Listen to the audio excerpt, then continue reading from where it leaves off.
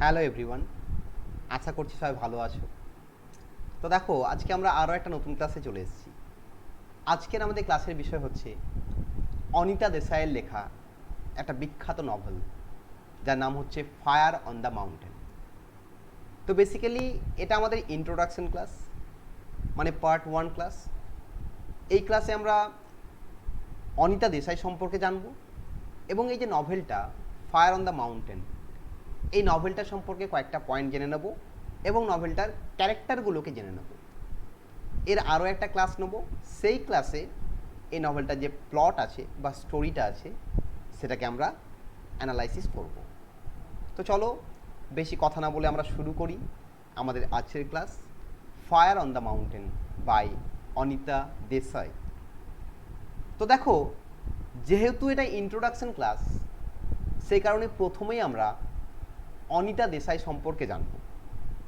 তাহলে প্রথমেই আমরা অনিতা দেসাই সম্পর্কে কি কি জানব। দেখো, অনিতা দেসাইয়ের জন্ম কখন এবং তার মৃত্যু কখন।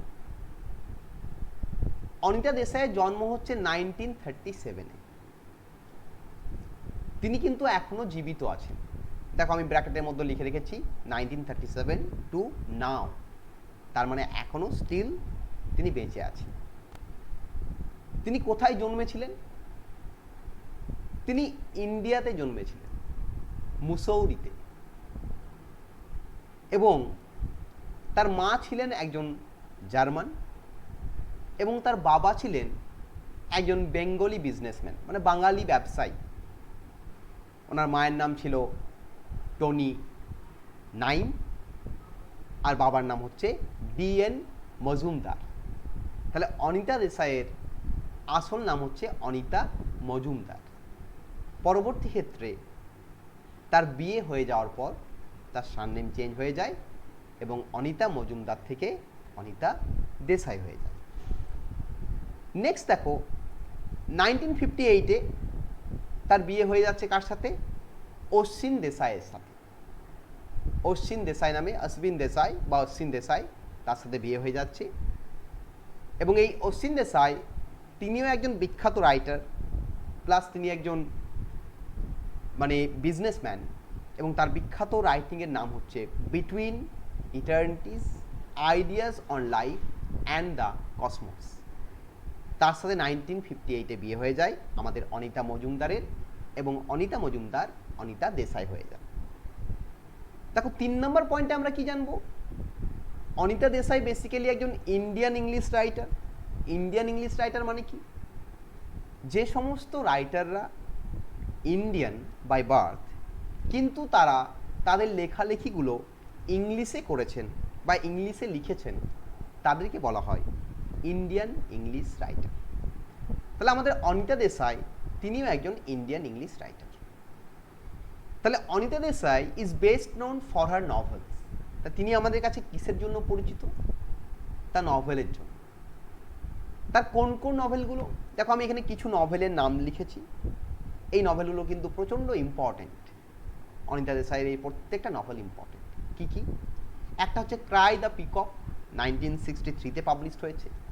একটা হচ্ছে ভয়েসেস ইন দ্য সিটি, 1965-এ পাবলিশড হয়েছে। একটা হচ্ছে বাই বাই ব্ল্যাকবার্ড, 1971-এ পাবলিশড হয়েছে। একটা হচ্ছে ফায়ার অন দ্য মাউন্টেন, যেটা আজকে আমরা পড়ব, 1977-এ পাবলিশড হয়েছে। একটা হচ্ছে ক্লিয়ার লাইট অফ ডে, যেটা 1980-তে পাবলিশড হয়েছে।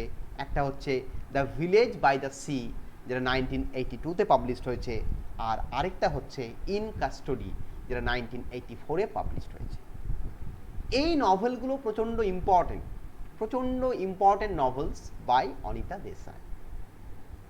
তো দেখো, অনিতা দেসাই সম্পর্কে এই 3টে বেসিক পয়েন্ট জানলাম। এছাড়াও আরও কিছু টুকরো পয়েন্ট আমাদের জেনে নিতে হবে। এই পয়েন্টগুলো জেনে নিলে আমরা যখন পরবর্তী ক্ষেত্রে অনিতা দেসাইয়ের যে কোনো নভেল পড়ব, আমাদের বুঝতে সুবিধা হবে। নেক্সট কি দেখো, নেক্সট আমরা দেখতে পাচ্ছি তার রাইটিং স্টাইল সম্পর্কে। দেখো, 4 নম্বর পয়েন্টে আমরা দেখতে পাচ্ছি তার রাইটিং স্টাইল। তাহলে her writing style is often poetic and descriptive, revolving around fiction and fantasy and the use of symbols and flashbacks. তার নভেলের যে রাইটিং স্টাইল, নভেলের যে মানে লেখার টাইপটা বা মেথডটা, সেটা কেমন মেথড? পোয়েটিক মেথড, কাব্যিক। যদিও তিনি নভেল লিখছেন, প্রোজ লিখছেন, কিন্তু তার স্টাইলটা হচ্ছে পোয়েটিক, কবিতার মতো, এবং ডেসক্রিপটিভ। তার প্রত্যেকটা নভেল ডেসক্রিপটিভ। এবং তিনি তার নভেলগুলোতে কি করেছেন? ফিকশন এবং ফ্যান্টাসি, কল্পনা এবং ফ্যান্টাসি মানে অলিক চিন্তা ভাবনা, এই দুটোর মধ্যে একটা মিক্সচার করেছেন। আর কি করেছেন? Use of symbols. তার নভেলে প্রচণ্ড সিম্বল আমরা দেখতে পাবো। আর দেখতে পাবো তিনি নভেলে ফ্ল্যাশব্যাক ইউজ করেছেন, মানে টাইম শিফটিং ইউজ করেছেন। তিনি প্রেজেন্টের ঘটনা বলতে বলতে পাস্টে চলে গেছেন, মেমোরিতে চলে গেছেন, তাকে বলা হয় ফ্ল্যাশব্যাক। এই পয়েন্টগুলো আমরা কিন্তু অনিতা দেশাইয়ের নভেলগুলোতে দেখতে পাই। এছাড়াও her novels provide a feministic touch in a male dominated society. তাছাড়া কি দেখতে পাই আমরা? একটা ফেমিনিস্টিক টাচ দেখতে পাই। আমাদের এই পুরুষতান্ত্রিক সমাজে একটা ফেমিনিস্টিক টাচ তার নভেলগুলো কি করে আমাদের কাছে তুলে ধরে। তাহলে তার রাইটিং স্টাইলটা আমরা জেনে গেলাম। 5 নম্বরে দেখো আমরা কি জানছি? She received a Sahitya Academy Award in 1978 for her novel Fire on the Mountain. তাহলে আমরা আজকের যে নভেলটা পড়ব ফায়ার অন দ্য মাউন্টেন, সেটার জন্য অনিতা দেশাই 1978-এ একটা প্রাইজ পেয়েছেন বাই ইন্ডিয়ান গভর্নমেন্ট। তো সেই প্রাইজটার নাম কি? সাহিত্য একাডেমি অ্যাওয়ার্ড। এছাড়াও দেখো 6 নম্বর পয়েন্টে আমরা জানতে পাচ্ছি she has also been shortlisted for the Booker Prize 3 times. তিনি বুকার প্রাইজের জন্য 3 বার শর্টলিস্টেড হয়েছিলেন, মানে নমিনেটেড হয়েছিলেন। তার মানে বুঝতেই পারছো অনিতা দেশাই আমাদের এই ইংলিশ যে লিটারেচার, এই ইংলিশ লিটারেচারে কিন্তু একজন ইম্পর্টেন্ট রাইটার। ইভেন অনিতা দেশাইয়ের মানে মেয়ে, তোমরা নাম শুনেছো কিরণ দেশাই, তিনিও বিখ্যাত। তিনি তো ম্যান বুকার প্রাইজ পেয়েছেন। অনিতা দেশাইয়ের মেয়ে, নিজের মেয়ে কিরণ দেশাই। তো বুঝতেই পারছো মানে মা এবং মেয়ে দুজনেই কিন্তু ট্যালেন্টেড। তাহলে সেই ট্যালেন্টেড একজন রাইটারের আমরা রাইটিং পড়তে চলেছি, যার নাম হচ্ছে ফায়ার অন দ্য মাউন্টেন। তাহলে এই বেসিক পয়েন্টগুলো আমরা অনিতা দেশাই সম্পর্কে জানলাম। এগুলো আমাদের হেল্প করবে আমাদের নভেলটাকে পড়তে, নভেলটাকে আরও ভালো করে বুঝতে। তার এই রাইটিং স্টাইল, তার এই ফেমিনিস্টিক অ্যাপ্রোচ, তার এই ফ্ল্যাশব্যাক, তার এই সিম্বলস, তার এই পোয়েটিক এবং ডেসক্রিপটিভ যে টাচ, এই সমস্ত কিছু কিন্তু হেল্প করবে আমাদের যখন আমরা ফায়ার অন দ্য মাউন্টেনটা পড়বো। তাই চলো নেক্সট চলে যাই, নেক্সট পয়েন্টে আমরা চলে যাই। নেক্সট পয়েন্টে আমরা কি দেখতে পাচ্ছি? অ্যাবাউট দ্য নভেল, মানে আমরা নভেলটা সম্পর্কে জানবো এরপর। তাই নভেলটা কখন রিটেন অ্যান্ড পাবলিশড, লেখা হয়েছিল এখন এবং কখন প্রকাশিত হয়েছিল বা পাবলিশড হয়েছিল? 1977, 1977 সালে লেখা হয়েছিল এবং পাবলিশড হয়েছিল। এবং 1978-এ সাহিত্য একাডেমি অ্যাওয়ার্ড পেয়েছিল, আমরা আগেই জানলাম। এই নভেলটার মেইন থিমটা কি? দেখো রিটেন অ্যান্ড পাবলিকেশন তো জেনে গেলাম, নেক্সট আমাদের জানতে হবে মেইন থিম। দেখো মেইন থিমটা আমি একটা লাইনে বলতে গেলে বলতেই পারি যে role of women in a male dominated society. মহিলাদের কি রোল, মহিলারা কি রোল প্লে করছে আমাদের এই পুরুষতান্ত্রিক সমাজে। এই পুরুষতান্ত্রিক সমাজে মহিলাদের কতটা অধিকার, কি রোল প্লে করছে, সেটাই কিন্তু নভেলটার বেসিক থিম বা মেইন থিম। নেক্সট হচ্ছে দেখো এই যে নভেলটা ফায়ার অন দ্য মাউন্টেন, এই ফায়ার অন দ্য মাউন্টেন টাইটেলটা কোথা থেকে ইন্সপায়ার হয়ে অনিতা দেশাই লিখেছেন। দেখো the title mirrors the second chapter of William Golding's novel lord of the flies. যদি আমরা উইলিয়াম গোল্ডিংয়ের লেখা একটা বিখ্যাত নভেল, উইলিয়াম গোল্ডিং একজন ইংলিশ রাইটার যিনি লিটারেচারে নোবেল প্রাইজ পেয়েছিলেন, তো তার একটা বিখ্যাত নভেল আছে লর্ড অফ দ্য ফ্লাইজ। এই নভেলটা যদি আমরা পড়ি, এই নভেলের সেকেন্ড চ্যাপ্টারের নাম হচ্ছে ফায়ার অন দ্য মাউন্টেন। ওই সেকেন্ড চ্যাপ্টার থেকে অনিতা দেশাই তার নভেলের টাইটেলটা নিয়েছেন। তাহলে সোর্স ম্যাটেরিয়াল, টাইটেলের যে সোর্স ম্যাটেরিয়াল সেটা কিন্তু আমরা পেয়ে গেলাম। টাইটেলের সোর্স ম্যাটেরিয়াল কি? Fire on the mountain. এটা উইলিয়াম গোল্ডিংয়ের লর্ড অফ দ্য ফ্লাইজ নভেলের সেকেন্ড চ্যাপ্টার থেকে নেওয়া হয়েছে। নেক্সট হচ্ছে 4 নম্বর পয়েন্ট, এই নভেলটার ন্যারেটিভ স্টাইলটা কেমন, মানে কোন ন্যারেটিভ টেকনিকে অনিতা দেশাই এই নভেলটা আমাদের কাছে প্রেজেন্ট করেছেন। দেখো, the point of view in fire on the mountain is third person omniscient. তাহলে এখানে যে ন্যারেটিভ টেকনিক আমরা দেখতে পাচ্ছি সেটা হচ্ছে third person omniscient narrator. Third person মানে কি? দেখো, আমরা পার্সন জানি, first person, second person, third person. Third person মানে হচ্ছে হি, সি, বা কারো নাম ধরে এইসব, মানে কারো সম্পর্কে কোনো ক্যারেক্টারকে নিয়ে লেখা হচ্ছে থার্ড পার্সন। আর অমনিসিয়েন্ট মানে কি? The narrator nose everything about his or her characters. তাহলে অমনিসিয়েন্ট ন্যারেটার মানে হচ্ছে ন্যারেটার তার ক্যারেক্টারগুলো সম্পর্কে, তার নভেলের যে চরিত্রগুলো আছে তার সম্পর্কে সব কিছু জানেন। তাহলে আমাদের এখানে third person omniscient narrative technique use হয়েছে। তার সাথে একটা আমরা দেখতে পাচ্ছি যে পাস্টের এবং প্রেজেন্টের একটা মিক্সচার রয়েছে। আমরা আগেই জেনেছি যে তিনি পাস্ট প্রেজেন্টের একটা ফিউশন ঘটান, এবং এই ন্যারেটরটা, এই যে ন্যারেটিভ টেকনিকটা, এখানে প্রত্যেকটা ন্যারেটিভ টেকনিক শিফটিং হচ্ছে, মানে একটা ক্যারেক্টার থেকে আরেকটা ক্যারেক্টারে খুব সুন্দরভাবে গল্পটা শিফট হয়ে যাচ্ছে, এটাও আমরা দেখতে পাবো। আর কি দেখতে পাবো? যে পুরো স্টোরিটাই আমরা, ম্যাক্সিমাম স্টোরিটা পাস্ট টেন্সে আমাদের কাছে ফুটে উঠেছে। তাহলে এটা হচ্ছে ন্যারেটিভ স্টাইল। 5 নম্বর পয়েন্ট হচ্ছে নভেলটার সেটিং। নভেলটা কোন জায়গায় সেট হয়েছে। দেখো, নভেলটা যে মানে যে জায়গাটায় সেট হয়েছে তার নাম হচ্ছে কাসৌলি, একটা হিল স্টেশন। কাসৌলিতে কারিগনানো নামে একটা বাড়ি আছে, সেই কারিগনানো বাড়িতে পুরো নভেলটা সেট হয়েছে। তাহলে আমাদের এই ফায়ার অন দ্য মাউন্টেন, এই নভেলটার যে সেটিং, সেই সেটিংটা আমরা পেয়ে গেলাম। কাসৌলি একটা হিল স্টেশন, সেই কাসৌলিতে ক্যারিগনানো নামে একটি বাড়ি আছে, সেই ক্যারিগনানো বাড়িতে টোটাল নভেলটা সেট হয়েছে। তাহলে এই 5টা পয়েন্ট আমরা পেলাম। আমরা নেক্সট চলে যাই। নেক্সট আমরা কি পাচ্ছি? দেখো, থিমস। কি কি থিম নিয়ে নভেলটা আলোচনা করছে? দেখো, বেসিক্যালি 5টা থিমকে নিয়ে আলোচনা করছি। একটা হচ্ছে patriarchy and the role of women, পুরুষতান্ত্রিক সমাজ এবং সেই পুরুষতান্ত্রিক সমাজে নারীদের অবস্থান, এটা হচ্ছে প্রথম থিম। সেকেন্ড থিম কি আছে? নেচার অ্যান্ড লোনলিনেস, প্রকৃতি এবং একাকিত্বতা, বা আমাদের জীবনের যে একাকিত্ব ভাব, সে একাকিত্ব এবং প্রকৃতি, এই দুটো কত সুন্দর কম্বিনেশন হয়ে আছে, এটাও দেখতে পাবো। থার্ড দেখতে পাবো মেমোরি অ্যান্ড মেমোরি মেকিং। আমাদের প্রত্যেকেই মেমোরি থাকে এবং আমরা মেমোরি তৈরি করি। সেই মেমোরি মানে আমাদের পাস্ট ঘটে যাওয়া ঘটনা, এবং সেই মেমোরিগুলোকে কিভাবে আমরা প্রেজেন্ট করি বা তৈরি করি, সেটাও রয়েছে আর একটা থিম। 4 নাম্বার কি রয়েছে? পেরিলস অফ মাদারহুড। একটা মাকে, মাদারহুড মিনস একটা নারীর যে মা হওয়ার মানে ঘটনা, মা হওয়ার যে প্রসেস, বা মা হয়ে তাকে যে দায়িত্বগুলো পালন করতে হয়, তার জন্য তাকে কত পেরিলস, কত বাধা সহ্য করতে হয়, সেই জিনিসটাকেও তুলে ধরেছেন। আর কি রয়েছে? Reality and escaping from reality, বাস্তব আর বাস্তব থেকে পালিয়ে বাঁচা বা বাস্তব থেকে এসকেপ করা। দেখো, আমরা প্রত্যেকেই বাস্তব থেকে কি করতে চাই? এসকেপ করতে চাই। তাহলে এই reality and escaping from reality, এটাও কিন্তু নভেলটার একটা থিম। তাহলে এই 5টা থিম আমরা পেলাম। আমরা যখন নভেলটা ডিটেলসে পড়বো, আমরা দেখব এই নভেলটার থিমগুলো কিভাবে নভেলটার সাথে অ্যাসোসিয়েটেড। 7 নম্বর হচ্ছে নভেলটার স্ট্রাকচার। নভেলটার স্ট্রাকচারটা কেমন? দেখো, প্রত্যেকটা নভেলের স্ট্রাকচার থাকে। তাহলে দেখো, এই নভেলটা বেসিক্যালি 3টে পার্টে ডিভাইডেড হয়েছে। আমরা যদি অনিতা দেশাইয়ের নভেলগুলো পড়ি, আমরা ম্যাক্সিমাম নভেলে দেখতে পাবো তিনি তার নভেলগুলোকে একটানা না লিখে গিয়ে বিভিন্ন পার্টে ডিভাইডেড করেছেন। যদি আমরা ক্লিয়ার লাইট অফ ডে যদি পড়ি, সেখানে দেখতে পাবো আমরা 4টে পার্ট আছে।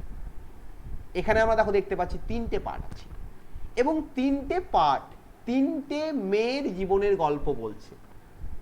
3টে মেয়েই কিন্তু একে অপরের সাথে কানেক্টেড, কিন্তু 3টে পার্ট 3টে উইমেন ক্যারেক্টারকে প্রেজেন্ট করছে। পার্ট 1-এ কাকে দেখতে পাবো আমরা? নন্দা কল নামে, নন্দা কল অ্যাট কারিগনানো, নন্দা কল নামে একজনকে দেখতে পাবো পার্ট 1। পার্ট 2-এ কাকে দেখতে পাবো? রাকা কামস টু কারিগনানো, রাকা নামে একটি ক্যারেক্টারকে দেখতে পাবো। আর পার্ট 3-তে দেখতে পাবো ইলা দাস লিভস কারিগনানো, ইলা দাস নামে একটি ক্যারেক্টারকে। তাহলে বুঝতেই পারছো নভেলটা 3টে পার্টে বা 3টে সেকশনে ডিভাইডেড হয়েছে, এবং 3টে পার্ট 3টে আলাদা নারীর গল্প তুলে ধরছে, যদিও এই 3টে আলাদা মহিলা একে অপরের সাথে কানেক্টেড। তাহলে এটা হচ্ছে নভেলটার স্ট্রাকচার। এছাড়াও এই যে নভেলটার টাইটেলটা দেখো, ফায়ার অন দ্য মাউন্টেন, টাইটেলটাও কিরকম একটা সিম্বলিক টাইটেল। ফায়ার মানে কি? আগুন। অন দ্য মাউন্টেন, মাউন্টেন মানে পাহাড়, পাহাড়ের ওপরে আগুন।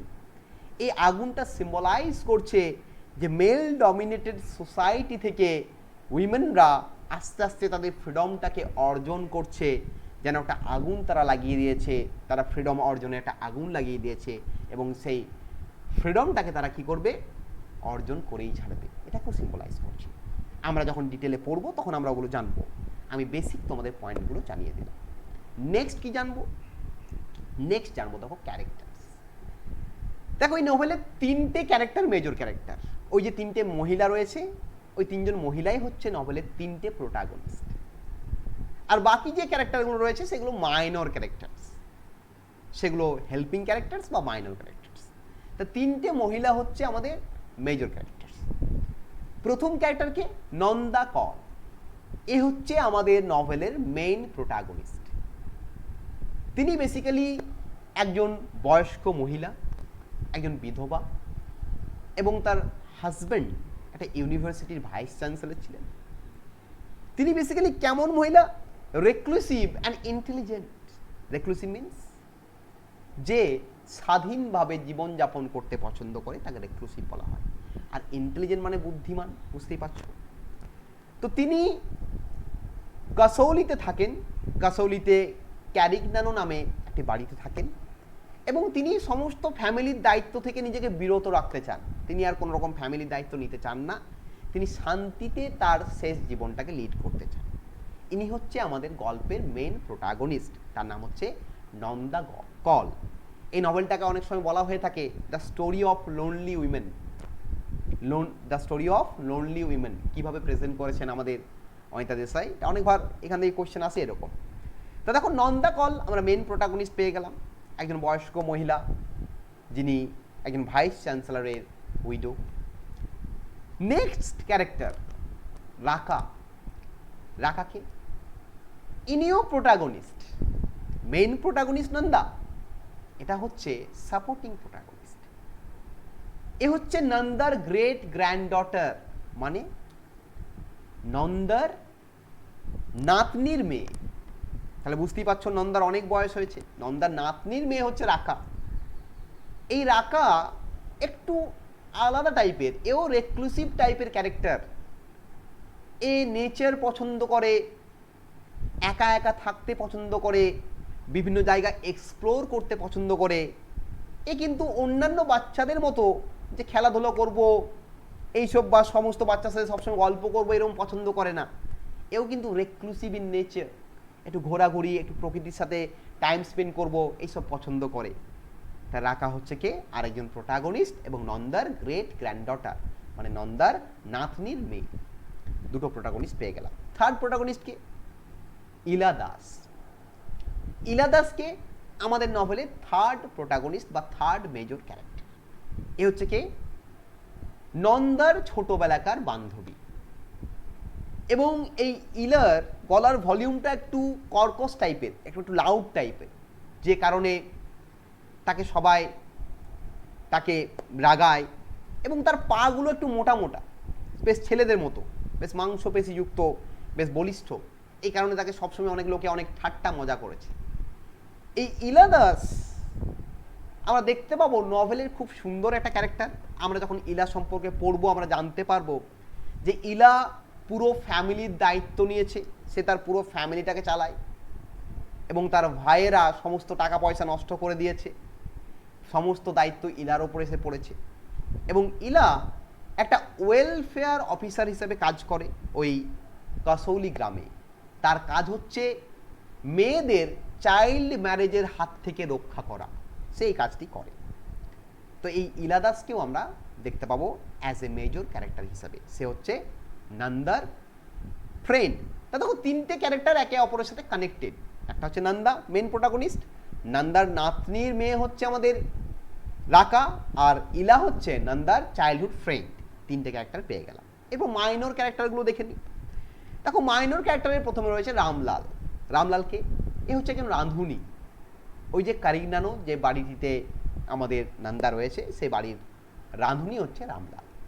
প্রীত সিংকে, প্রীত সিং হচ্ছে একটি মেয়ের বাবা, যে মেয়েটিকে 18 বছরের আগে প্রীত সিং বিয়ে দিতে চেয়েছিল, প্রীত সিংয়ের নিজের মেয়ে, কিন্তু ইলা সেই বিয়েটা হতে দেয়নি, কারণ যেহেতু মেয়েটা ম্যাচিওর হয়নি, 18 বছর বয়স হয়নি তার।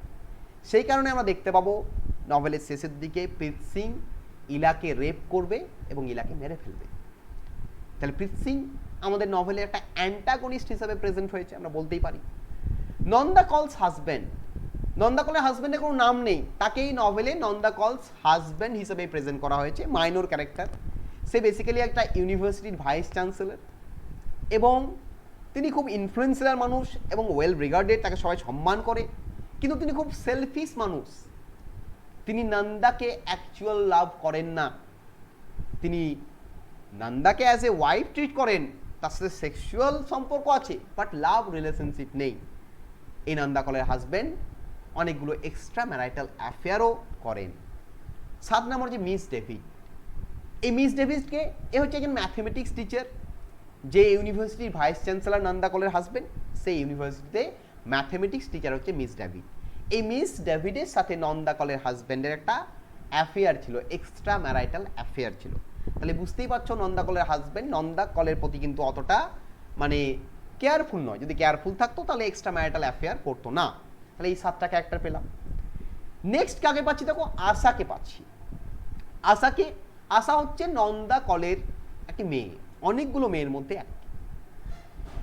এবং আশা কেমন টাইপের মেয়ে, সে বিউটিফুল এবং সে সবসময় গ্ল্যামার, ফ্রিভোলিটি, সাজগোজ করব, ঘুরে বেড়াবো, শপিং করব, এই সবাই ব্যস্ত থাকে, তার এইটাকেই সে লাইফ হিসাবে দেখে নিয়েছে। তো আশা হচ্ছে নন্দা কলের মেয়ে। তারাকে, তারা হচ্ছে নন্দা কলের গ্র্যান্ড ডটার, তারা হচ্ছে আশার মেয়ে। আশা হচ্ছে নন্দা কলের মেয়ে, আবার আশার মেয়ে হচ্ছে তারা, তার মানে নন্দার নাতনি হচ্ছে তারা, এবং এই তারা হচ্ছে রাকার মা। এই যে রাকা, যাকে আমরা পেলাম মেন প্রোটাগনিস্ট হিসাবে, সেই রাকার মা হচ্ছে তারা। নেক্সট হচ্ছে 10 নম্বর ক্যারেক্টার রাকেশ। রাকেশকে, রাকেশ হচ্ছে তারার হাজব্যান্ড এবং রাকার বাবা। এই লোকটিও শিক্ষিত লোক, একজন ডিপ্লোম্যাটিক মানুষ, কিন্তু এও খুব ক্রুয়েল। এরও অনেকগুলো অ্যাফেয়ার আছে, এক্সট্রা ম্যারিটাল অ্যাফেয়ার আছে, এবং এ তার ওয়াইফকে মারে এবং মদ্যপান করে বা মদ খায়, মদ খেয়ে তার ওয়াইফকে পেটায়। তাহলে বুঝতেই পারছো মেল ডমিনেটেড সোসাইটির মানুষগুলোকে কিন্তু নন্দা কলের হাজব্যান্ড, রাকেশ, এদের মাধ্যমে প্রেজেন্ট করা হচ্ছে। আর 11 নম্বরে হচ্ছে দ্য প্রিস্ট। এই প্রিস্টকে, এই যে ক্যারিগনানোর একজন পুরোহিত, এ বেসিক্যালি একজন উইকেড ম্যান, একজন বাজে মানুষ। সে ওয়েস্টার্ন মেডিসিনকে একদম অ্যাকসেপ্ট করে না এবং সে সেই ভুলভাল ঝাড়ফুঁক টাড়ফুঁক করে, যার মাধ্যমে ওই ক্যারিগনানোতে অনেক বাচ্চার মৃত্যু হয়েছে এই প্রিস্টের কারণে। তাহলে বুঝতেই পারছো টোটাল একটা ইন্ডিয়ান সোসাইটির যে সমস্ত বিলিফগুলোকে, যে প্যাট্রিয়ার্কাল সোসাইটি বলো, যে সুপারস্টিশিয়াস সোসাইটি বলো, যে ট্র্যাডিশনাল অর্থোডক্স সোসাইটি বলো, ইচ অ্যান্ড এভরি সিচুয়েশনকে আমরা কিন্তু এই নভেলের ক্যারেক্টারগুলোর মধ্যে পেয়ে যাচ্ছি। আমরা যখন স্টোরিটা পড়ব এই ব্যাপারটা আরও বেশি আমাদের কাছে ক্লিয়ার হবে। আমরা দেখতে পাবো যে সোসাইটিতে মহিলাদের রোল কতটা, এই সমস্ত থিমগুলোকে কিন্তু আমরা এখানে পেয়ে যাব। তাহলে বেসিক্যালি আজকের ক্লাস এখানেই স্টপ করছি। আজকে আমাদের এটা ইন্ট্রোডাকশন ক্লাস ছিল, আমরা নভেলটাকে ইন্ট্রোডিউস করলাম। আমরা নেক্সট যে ক্লাস করব, নেক্সট ক্লাসে আমরা কি করব, এই নভেলটার স্টোরিটাকে বা প্লটটাকে জেনে নেব। তো চলো আজকে এখানেই শেষ করছি। সবাই ভালো থেকো, সবাই হ্যাপি থেকো, হেলদি থেকো, স্যানিটাইজ থেকো। God is always with you. Tata.